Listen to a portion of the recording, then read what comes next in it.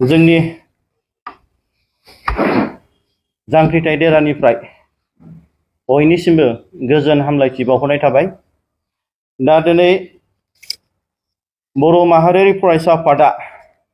नैबे प्रेस मिटनि गेजेरजों दे जोंहा मैयासो जानानै थांनाय जि समायसा दे बर' माहारियारि फरायसा आफादनि सेन्ट्रेलनि मानगोनां गाहाय नेहाथारि डक्टर निजोमगोरा ब्रह्म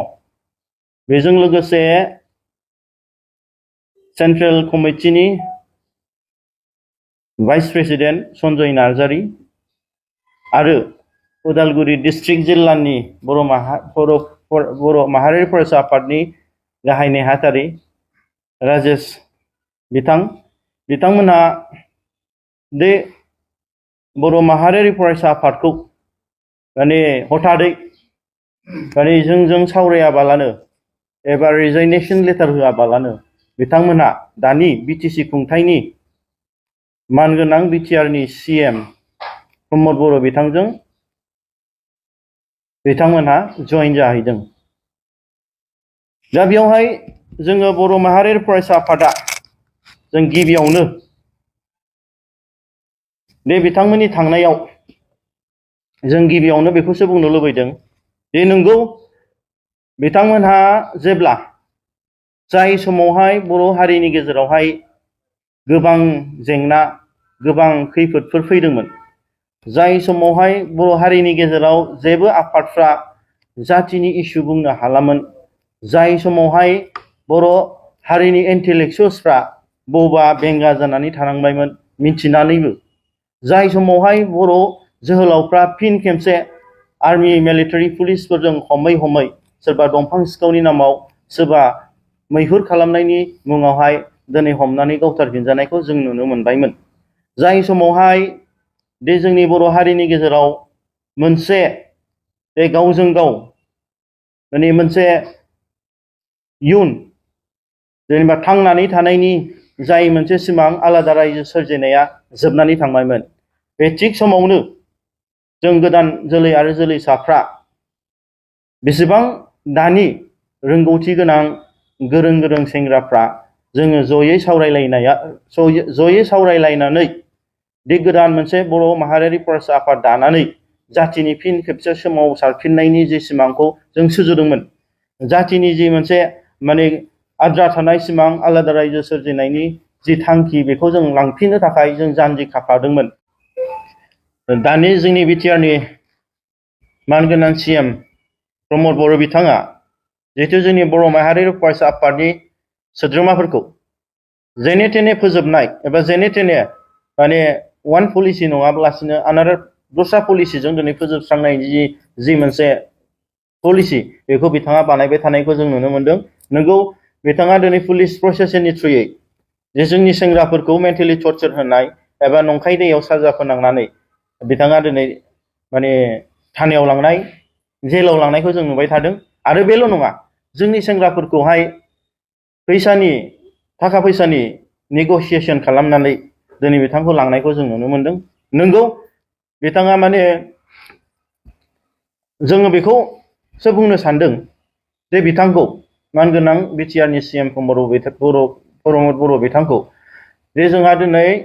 जोंनि बर' माहारियारि फरायसा आफादनि दैदेनगिरि बिथांमोना दिनै गावनि बेक्ति स्वार्थनि थाखाय नङा, फैबाय थानाय इयुन बर'फोरनि थाखाय दिनै जि आद्रा थानाय आलादा रायजो सिमांखौ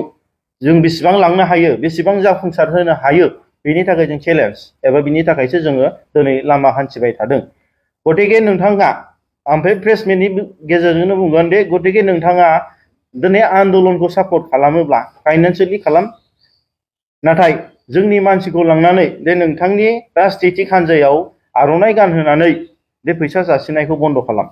गतिके हायोब्ला आन्दलन कन्ट्रिबिउसन खालाम। मानो होनबा बे फैसाया नोंनि बेक्तिनि नङा, बे रायजोनिसो, बे पाब्लिक मानि। आल्टिमेटलि नोंथाङा दिनै पाब्लिक मानिखौ मिस इउटिलाइज खालामगासिनो। गतिके जों रिकुवेस्ट खालामदों दिनैनि बे प्रेस मिटनि गेजेरजों दे जोंहा दिनै बोसोरब्रै जाबाय जोंनि खुनु लाइमोनफ्रा दासिमबो सासेबो साख्रि मोनाखै।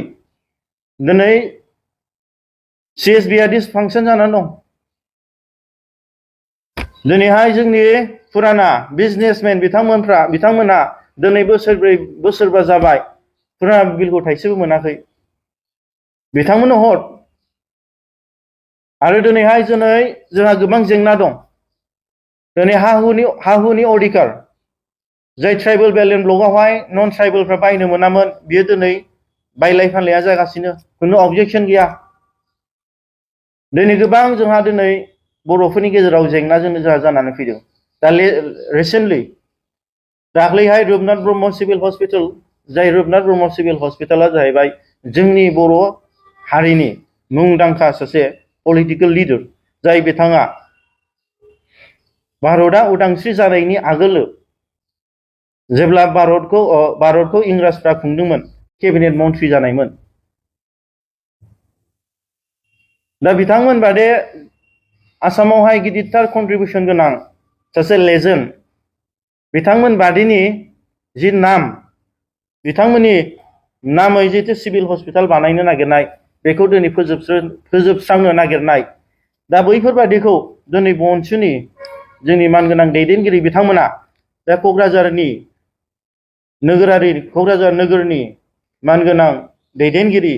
समाजनि दैदेनगिरि बिथांमोनखौ लानानै दिनै कलाबरेशन हिसाबै दिनै फाइट खालामनानै डेम'क्रेटिकेलि बिथांमोना हेमन्त बिश्व शर्माजों रायलायलायनायनि गेजेरजों दिनै लाखिफिननो हाबाय दा बैफोरबादे माखासे खामानि बैफोरबादे माने जाथिनि इस्यु दा बेखौहाय जोंनि बनसुनि दैदेनगिरि बिथांमोना जि मोनसे खामानि मावलांबाय आरो बिदिनो गोबां माने माखासे जेंनाफोर फैबाय थागोन एबा फैगासिनो दा बेफोरनि सायाव खामानि मावनो थाखाय हायोबा मानगोनां प्रमद बर' बिथाङा स्कप होदों दा बिथाङा स्कप होनायनि अनगायै बै एन्टि बर'फोरजों लोगो नांनानै जाय बिथांमोना बर'फोरनि जौगानाय बर'फोरनि जे माने सेपारेट स्टेट आलादा रायजो सोरजिनायनि जे थांखिखौ गादबनो नागिरनाय बै असमिया मेलेमजिबि बिथांमोनजों लोगो नांनानै पुलिसफोरखौ बाहायनानै दे जोंनि बर' माहारियारि फरायसा आफादनि दैदेनगिरि बिथांमोनखौ मेन्टेलि हेरेसमेन्ट होनानै एबा बिथांमोनखौ लेंहरनानै थ्रेटेनिं होनानै दे माने फोजोबस्रांनायनि लामाखौसो जों नुनो मोनदों गतिके बे प्रेस मिटनि गेजेरजों आङो रिकुवेस्ट खालामनो लुबैदों मानगोनां बिटिआरनि सीएम बिथांखौ दे नोंथाङा दिनै गोबां खामानि मावनांगौ दं दे बिटिसि ओनसोला दिनै 6 शेड्युलनि अबस्थायाव गैला दिनै नन ट्राइबेलफ्रा हा बायनो मोनबाय गुबुन स्टेटनिफ्राय दिनै ट्रान्सफार लाबोनानै पस्ट खालियाव बिथांमोना दिनै साख्रि लागासिनो जोंहा दिनै बोसोरब्रैनि गेजेराव गोबां बिटिसि ओनसोलाव 3rd ग्रेड 4th ग्रेड गोबां साख्रिया दिनै भेकेन्सि जानानै दङ आरो दिनै बेखौ फिलआप खालामनांगौनि खामानि दं आरो बेजों लोगोसे दिनै माखासे डिपार्टमेन्टआव जोंनि फिक्स पे मावग्रा जोंनि एमप्लयिज वर्कार्स बिथांमोना दिनै बेथन थाइसे मोना दा बेफोरबादि गोबां खैफोदा गोबां जेंनाया जागासिनो बिथांमोननि थाखाय जों खामानि मावनो थाखाय जों खावलायो आरो बेजों लोगोसे बे जोंनि मानगोनां दैदेनगिरि बिथांमोन जाय बिथांमोना थांदों बिथांमोनाबो नंगौ दिनै पुलिसनि गेजेरजों दिनै थ्रेटेनिं मोनदों दिनै बिथां सिगिजादों मेन्टेलि टर्चार मोनदों दा बैफोरबादि गोबां जेंनाजों भुगिनांदों निस्सय माने पार्सनेल माखासे जेंनाबो थानो हागौ माखासे पार्सनेल सेल्फ इन्टारेस्टबो थानो हागौ दा गतिके गासैबो बेफोरबादि इस्युनि थाखाय बिथांमोना दि नंगौ मोनसे थांखि लानानै बर' माहारियारि फरायसा आफादखौ दिनै मजबुतै खामानि मावदोंमोनब्लाबो बिथांमोना बैफोरबादि मोनसे जाथिनि जि मोनसे सिमां सुजुनायाव जि मोनसे लामा हान्थिनायाव बिथांमोना दिनै जों जेननायखौ नुनो मोनदों एबा बिथांमोना माने जाय खस्थ'खौ बिथांमोना गारनानै बिथांमोना दोरोदनानै थांनायखौ जों नुनो मोनदों नाथाय दिनै बिथांमोना थाङोब्लाबो जोंनि बर' माहारियारि फरायसा आफादा जाथिनि थाखाय मावलांबाय थागोन बनसुनि प्रिन्सिपल्स एन्ड आइडियलजिसखौ जों होसोबाय थागोन आरो बेयावहाय जे सोरबा साफा सानै नेताफ्रा सासे सानै नेता दैदेनगिरिफ्रा जोंनि बर' माहारियारि फरायसा आफादाव थांगोन फैगोन नाथाय बर' माहारियारि फरायसा आफादनि जे सान्थौ आरो सानस्रि जे थांखि जे बर' हारिनि देरसिन सिमां आलादा रायजो सोरजिनायखौ जों जाफुंसार होनायनि जि थांखि बे मालाबाबो जोबनो थांनाय नङा। जोंसो दिनै दं, जोंसो गाबोन गैया। नाथाय जोंनि फैबाय थानाय फंबाय बिनानावमोनहा एबा बर' हारिनि जे जोंनि लाइमोनफ्रा दिनै बेखौ दैदेननानै जोंनि थांखियाव बर' माहारियारि फरायसा आफादनि देरसिन सिमां जे आलादा रायजो सोरजिनायखौ मोगथां महर होनो थांगोन। दा जोंहा दिनै नैबे प्रेस मिटनि गेजेरजों जोंनि साथाम दैदेनगिरि जाय बिथांमोनहा बर' माहारियारि फरायसा आफादखौ जोंजों सावराया लाब्लानो एबा जोंनो दिनै रिजाइनेसन लेटार होआलाब्लानो जे बिथांमोना मोनसे राजनितिक हान्जायाव थांबाय। दा जोंहा बन्सिनि बर' माहारियारि फरायसा आफादनि आयेन बादे बिथांमोनखौ मानगोनां सेन्ट्रेल बन्सुनि गाहाय नेहाथारि डक्टर निजोम गोरा ब्रह्मजों लोगोसे भाइस प्रेसिडेन्ट